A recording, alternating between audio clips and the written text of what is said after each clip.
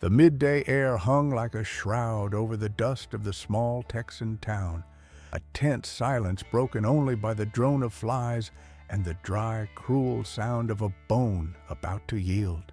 In the center of the square, General Harrison Grant held young Caleb Miller's arm, twisting it with a cold, methodical force. The boy's face, grimy with soot and sweat, contorted into a mask of silent agony. He didn't cry out. He had promised himself he wouldn't give the general that satisfaction.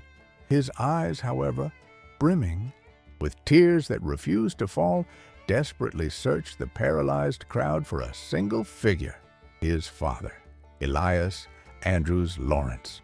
Elias stood there, mere yards away, his hands clenched into fists so tight his fingernails bit into his palms. Every fiber of his being screamed for him to advance, to rip that starched uniform from the general's body and make him pay. But he knew what would happen next. Grant's soldiers, lined up with rifles at the ready, wouldn't hesitate. And then Caleb would no longer have a father.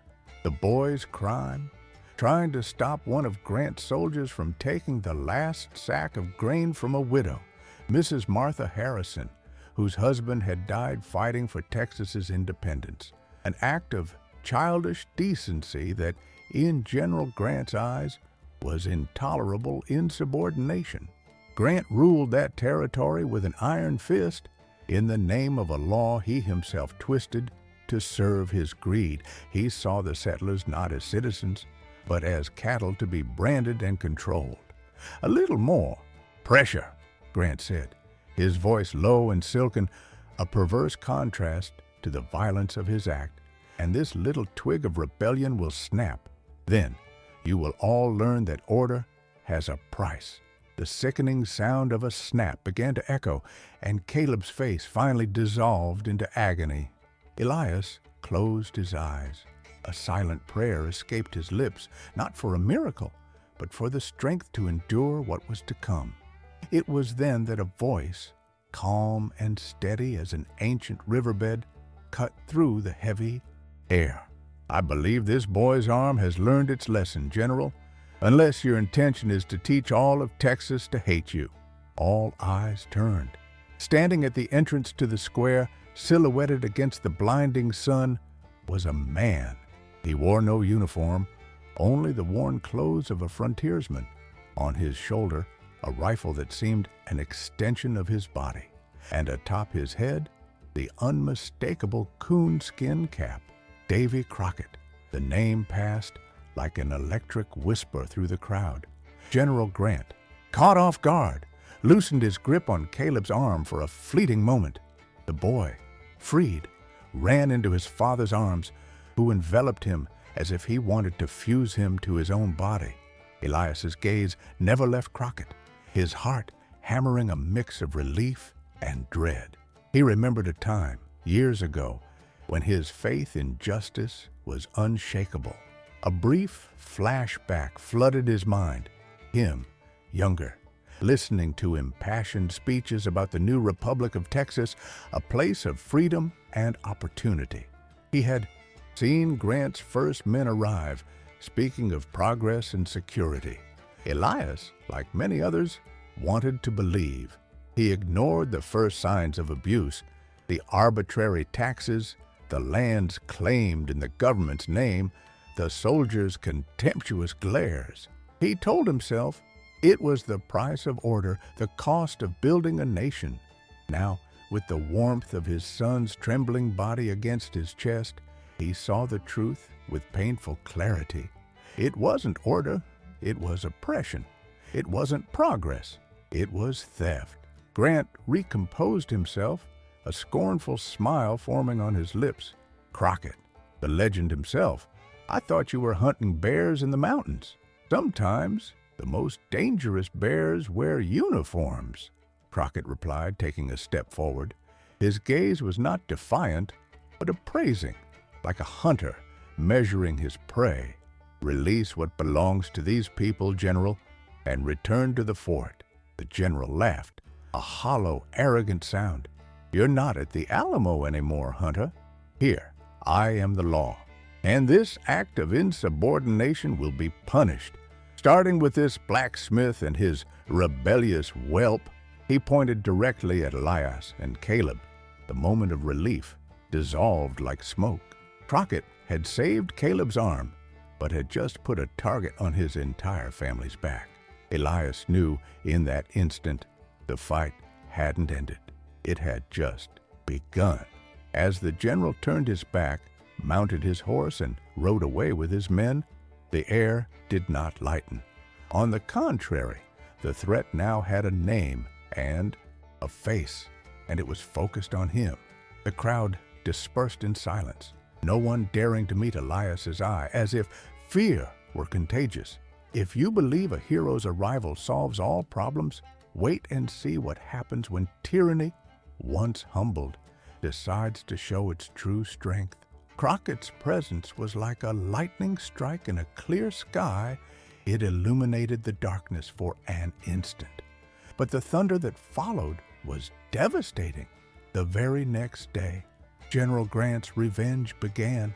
It wasn't with open violence, but with the cold cruelty of bureaucracy. A decree was posted on the door of Elias Andrews Lawrence's blacksmith shop for tax evasion, taxes that changed weekly and were impossible to pay.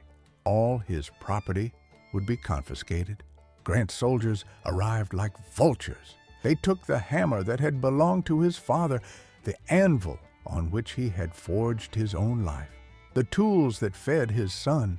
They left bare walls and a cold forge.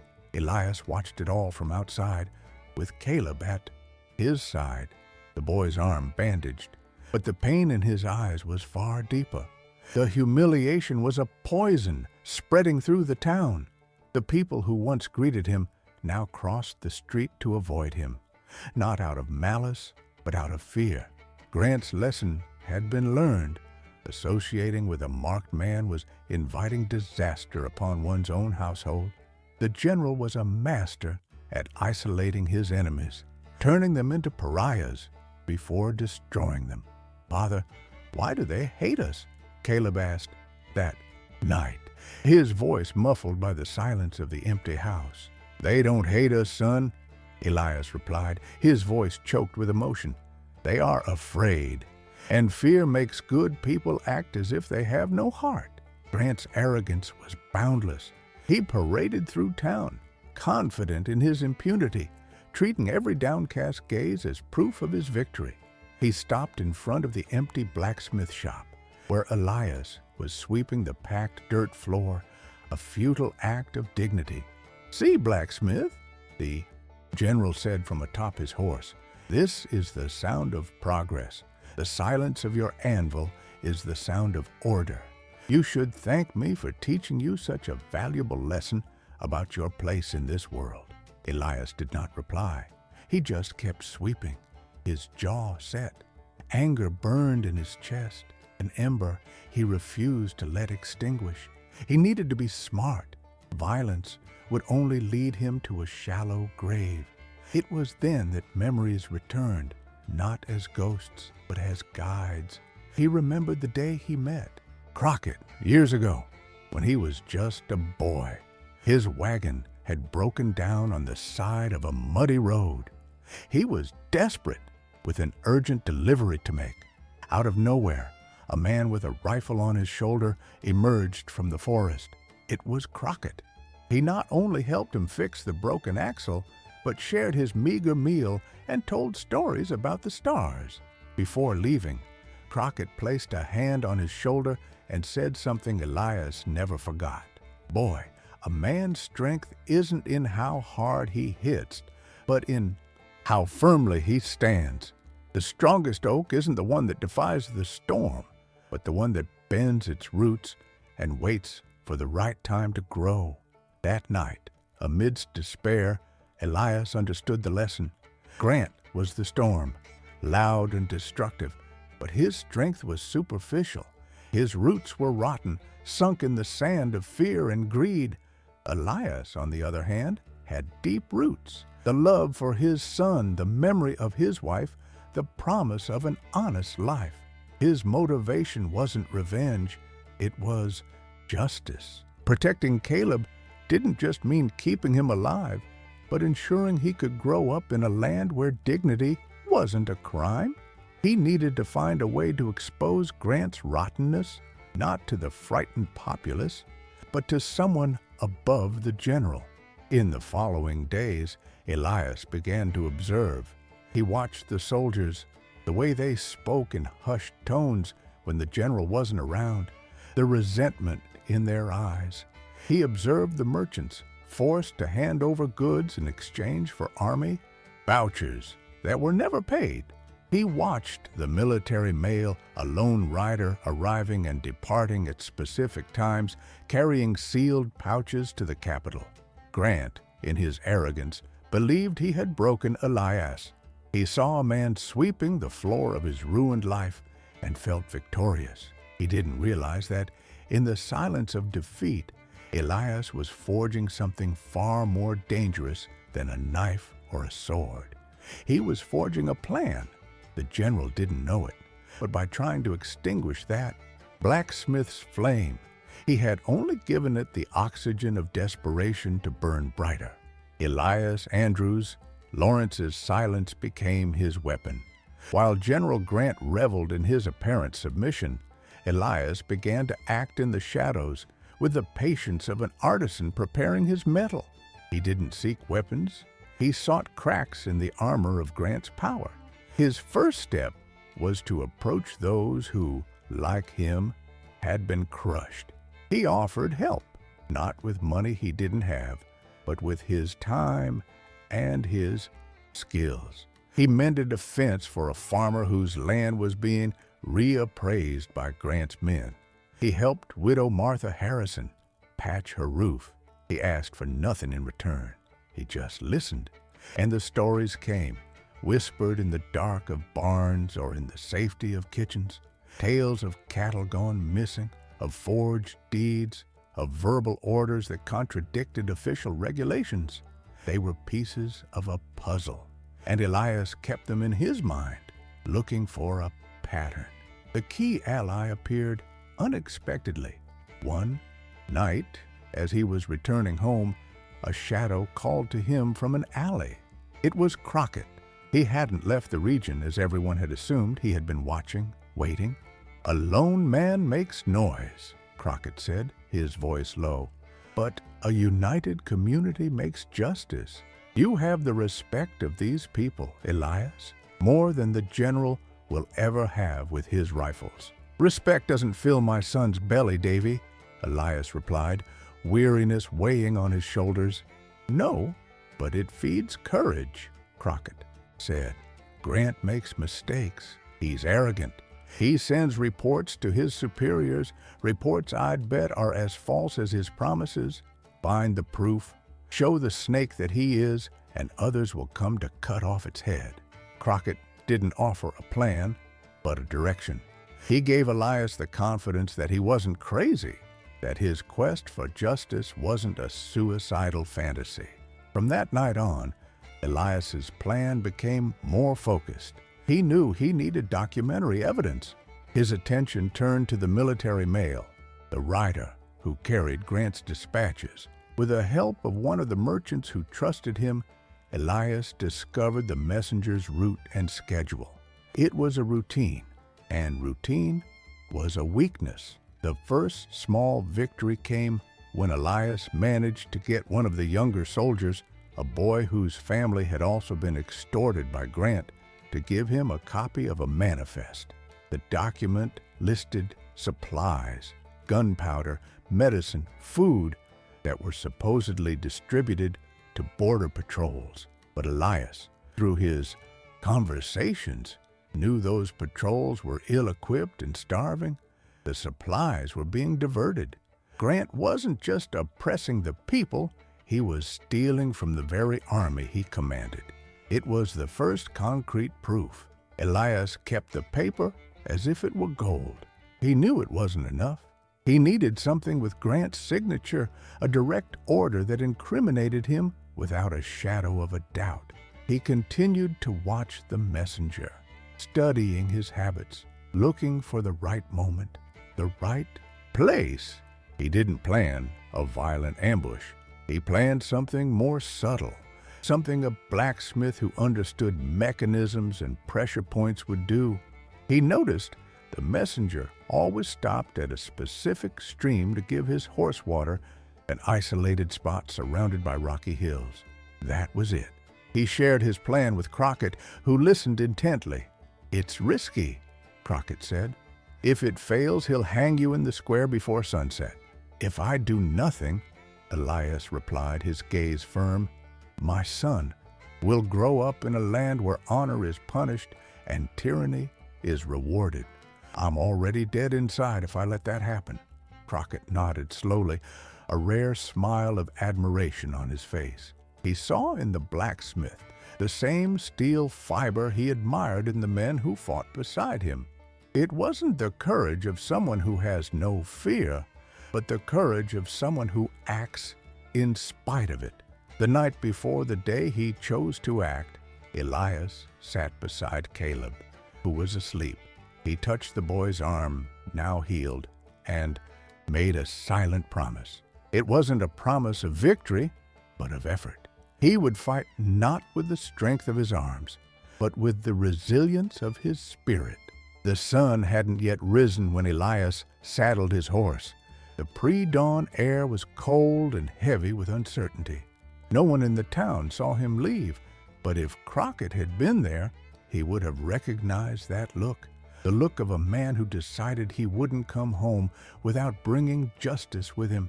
The powerful laughed, thinking he had resigned himself to defeat.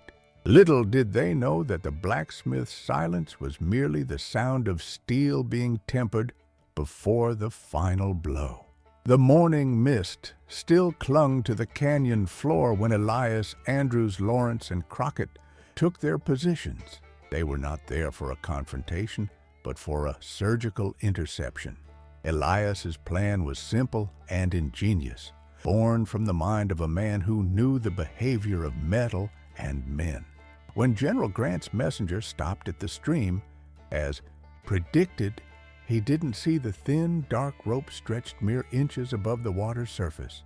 As he bent down to drink, his foot caught in the loop. In an instant, Crockett, hidden on the opposite bank, pulled the rope, unbalancing the soldier, who fell clumsily into the shallow water. Before the man could draw his weapon, Elias was already upon him, not with a fist, but with an offer. "No one will get hurt," Elias said, his voice calm yet unwavering. "We just want the pouch. You can tell the general you were ambushed by bandits. It's your word against no one's." The soldier, scared and soaked, saw the logic in it. He handed over the sealed leather pouch, and as soon as he was released, he mounted his horse and galloped away, not looking back. Inside the pouch, they found what they were looking for. These were Grant's orders, written and signed by him. One of them ordered the forced purchase of the valley lands, including Elias's, for 1/10 of their value, citing a non-existent military emergency. Another detailed the diversion of supplies with falsified records to cover the theft. It was irrefutable proof of the general's corruption and tyranny. The turning point came that same afternoon. General Grant, feeling invincible, had summoned the entire village to the square to announce the new land acquisition law. He stood on the makeshift platform, his face red with power and whiskey, lecturing on sacrifice and patriotic duty. His soldiers formed a cordon, ensuring the herd listened to its shepherd. It was then that Elias walked to the center of the square, alone. The townspeople recoiled, expecting the worst. Grant stopped speaking, a sneer on his face. "The blacksmith wants to say a few words, perhaps an apology for his stubbornness?" "No, General," Elias said, his voice clear and resonating in the tense silence. "I didn't come to speak. I came to read." And he began to read. He read aloud the order for land confiscation, the date, Grant's signature. He read the record of diverted supplies. With every word, the murmur in the crowd grew, transforming from fear to indignation. The general's face went from scorn to surprise and then to a pale fury. "This is a forgery! Arrest that man!" He roared at his soldiers, but the soldiers hesitated. They too had families. They had also heard the rumors, and in that moment, they saw the truth in the blacksmith's eyes and the lie in the general's. "The orders are false, General!" A voice rang out from the crowd.